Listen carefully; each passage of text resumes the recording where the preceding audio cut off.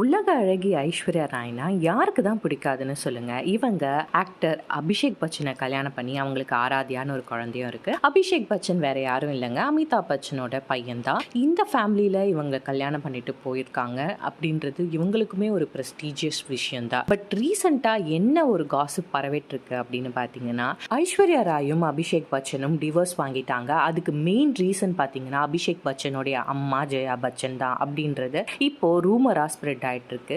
இது ரூமர் இல்ல, லெஜெண்ட் தான் சொல்ற மாதிரி அம்பானி மேரேஜ்ல அபிஷேக் பச்சன் அமிதாப் பச்சன் ஃபேமிலியோட வந்திருந்தாரு. ஐஸ்வர்யா ராய் ஆராத்யா தனியா வந்திருந்தாங்க. இது மட்டும் இல்லாம சோஷியல் மீடியால ஒரு போட்டோ ட்ரெண்டிங்கா போயிட்டு இருக்கு. அபிஷேக் பச்சன் கிட்ட ஐஸ்வர்யா ராய் பேச வரதாகவும் அபிஷேக் பச்சன் அவாய்ட் பண்ற மாதிரி இருந்துச்சு. எக்ஸ்க்ளூசிவா எங்களோட சேனல்ல உங்களுக்கு ஒரு விஷயத்த நாங்க சொல்றோம். அபிஷேக் பச்சன் ஐஸ்வர்யா ராய் ஒன்னாதான் இருக்காங்க. இந்த வீடியோல நீங்க கண்டிப்பா பார்த்திருப்பீங்கன்னு நினைக்கிறோம். இது கண்டிப்பா ரூமர் தான்ன்றது எங்களுடைய கருத்து. கண்டிப்பா இந்த